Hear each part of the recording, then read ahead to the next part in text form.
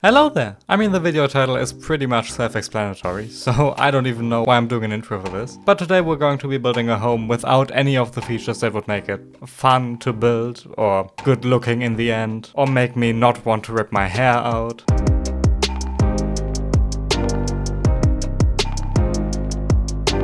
But before we start with that, you can see I've got a new outfit. It looks simple, but it took way longer to put it together than I'd like to admit. Also, I look very ominous right now, standing underneath this streetlight, because I don't want to wait until morning to film this. But anyways, you didn't click on this video to watch me talk about my outfit. You clicked on this video to watch me suffer, presumably. So let's start with that. To be honest, I'd fare pretty well with almost all game passes missing. Like, I'm pretty sure I could make a home without basements, or even multiple floors. And I'm very certain that I could also make a house without transform plus, mainly because I've done all my houses without that game pass, because I'm too poor to afford it, especially after buying this outfit. But what I'm extremely worried about is not having advanced placement. Talking about it, I should turn collisions off now before I forget about it later. I have a feeling that's going to be my biggest issue with all of this. But now that I think about it, I don't think I even know what advanced placement all does. Like, I know you can place like structurals with it and turn collision off and stuff, but can you still resize roofs without it? So I think I will resize roofs. And well, if that really is a Game Pass feature, I give you permission to be angry at me. But this feature actually does something which is really helpful for this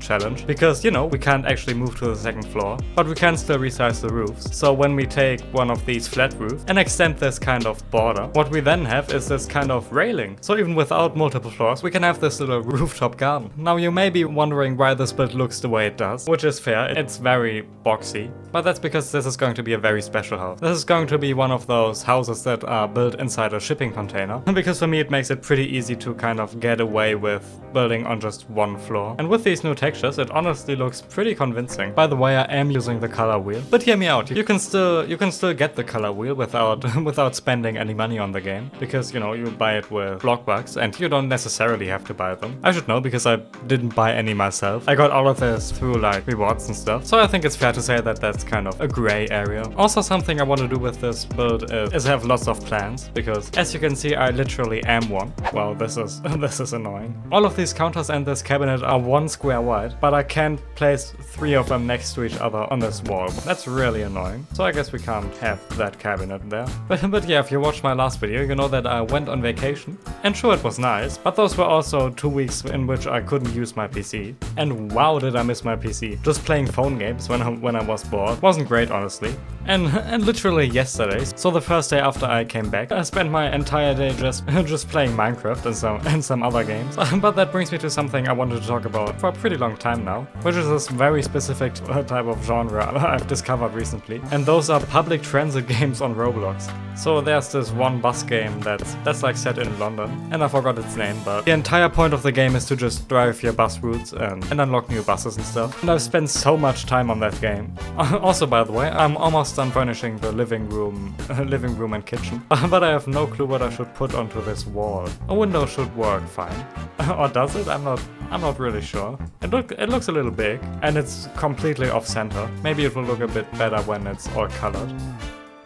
I've been working on the coloring for a bit now. I'm going for this green and orange color scheme, and now that it's colored, it honestly doesn't even look that much like a No-Gamepass house anymore. And this is basically 50% of the house done. We now have to just do the bedroom and this tiny little bathroom, which might actually turn into a problem. So maybe it'll be a smart idea to kind of start with this. So basically we need 3 things. We need a basic shower, then we need a toilet. I don't even know why I'm commenting over this. It's not like these are some groundbreaking revelations that a bathroom needs a shower, a toilet and a sink. I can still do way more stuff without advanced placement than I thought I could. And now that I think about it, that does make me a little suspicious, to be honest. I feel like I forgot about an important game pass because this feels way too easy. Or maybe I'm just a way better builder than I give myself credit. Like, I still have to color it, but it's fine. It's usable. And I mean, after I color it, I don't think it'll look too weird. Now to move on to the final room, so the bedroom. I don't expect it to be anything special really. I'm just adding in a bed, and you know what? Usually I would just add in a dresser, but I think for this room I'll go for something a bit more special. So we're going for the expensive wardrobe, just because I don't use these too often. And they look pretty good, of course. I think these are supposed to be used in those closets where you kind of walk in, because I don't think I've seen closets that that are exposed like this. And well, I do feel like this wall is kind of screaming for some windows. I'm not sure if it's necessarily a good idea to have these behind your head when you sleep. That probably goes against all rules of interior design, and I also don't like it now that I look at it. I don't think that there are any windows that would fit better. Maybe I should start with the nightstand instead of the windows. And well, I've tried something new over here, so I think it's time to go back to what I'm used to with these modern hairpin nightstands. Could it be that these newer plants have a smaller hitbox? Because you know, they're clearly, these leaves clearly stick into the wall, but then I also have collision off and I'm still able to place them there. Now, do the newer plants have a smaller hitbox? I don't really know, because after the recording I immediately stopped thinking about that. But at least we're starting with the landscaping now. And at first I started with doing the rooftop garden, which I talked about earlier. So I put down some sun chairs, an umbrella, and a ton of planters and pots. And you'll see later that I planted a lot of like carrots and strawberries and pumpkins as well into those bigger planters. So the rooftop garden does actually have a use, which at least for my standards is pretty good. Simultaneously, the gardening and the landscaping in general was also the most difficult task about this entire build, because without advanced placement, all the plants always interfered with each other, which made it